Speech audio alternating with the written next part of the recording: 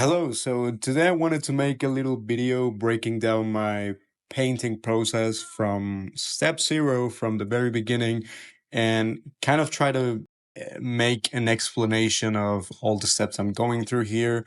I always start my paintings by making a sketch. Well, not always, but in this case I did because this was a bit of a large picture. This reference was featuring two persons, so it was easier for me to just make a sketch just for the sake of proportions and making everything easier. So I'm making a sketch here as I started with an orange background, almost like an underpainting, and I started just using a large brush. This was a big brush. I'm focusing on not drawing every detail, but just focusing on getting the proportions to look right.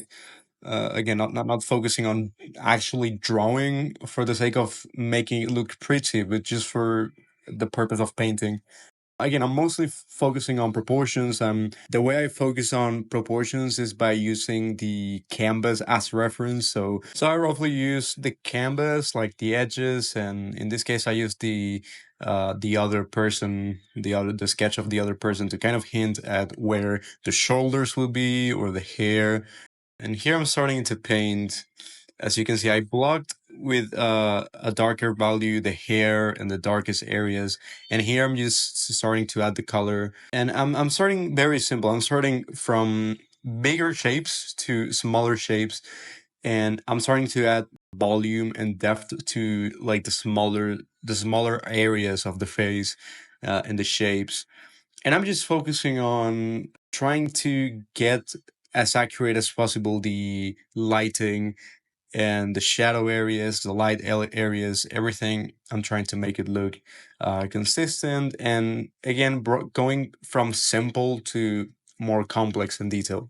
You have to go from simple first and then move on to the more detailed and complicated, stuff, or from big to small shapes, for example.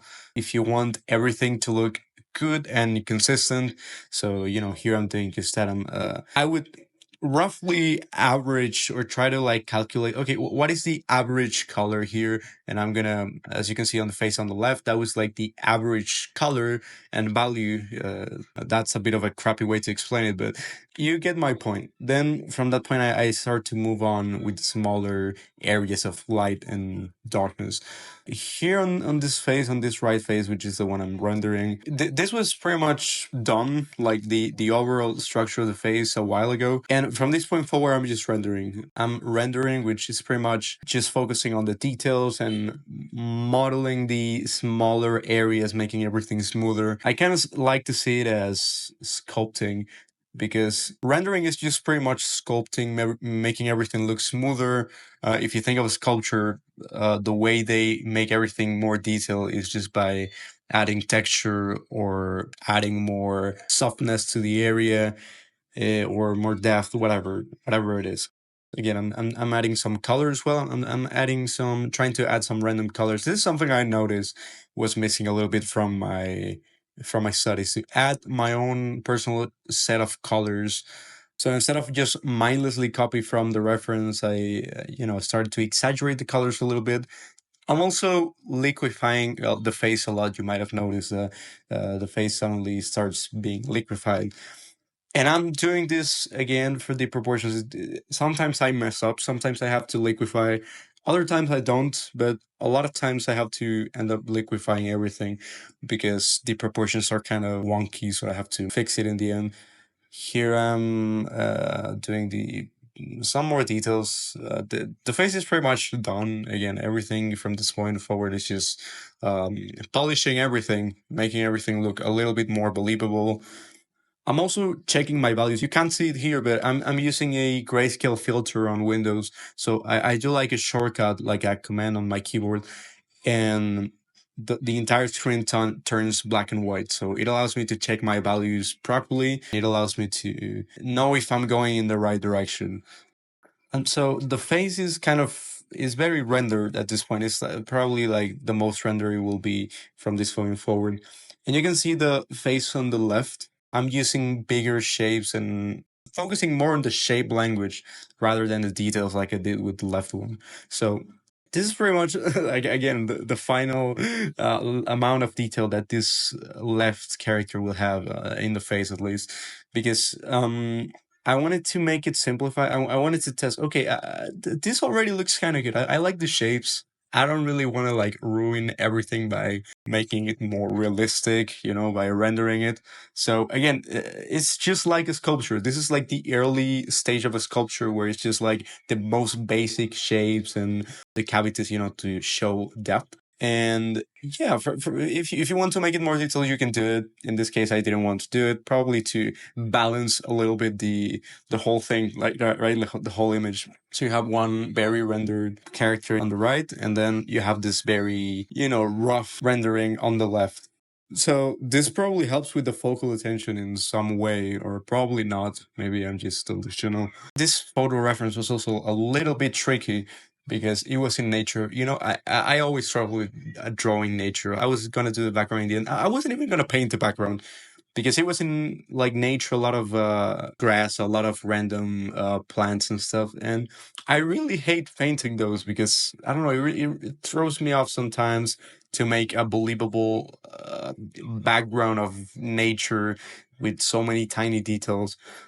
So I wanted to like brush it off. I wanted to just have a plain background like this, but I ended up kind of hinting at some degree of nature. I also, like, for the sake of balancing the composition or the focal attention, I left a lot of other areas very unfinished. Like, for example, the hands, or on the right you can see the arms are very well. The entire girl on the left is very unfinished, but I left a lot of other parts unfinished on purpose, so it doesn't steal too much focus from the face, for example, because I don't want to draw too much attention to the hands. Maybe it's not very relevant. So when I'm feeling too lazy, I can't be bothered to draw the hands, for example, or I just want to focus the attention somewhere else.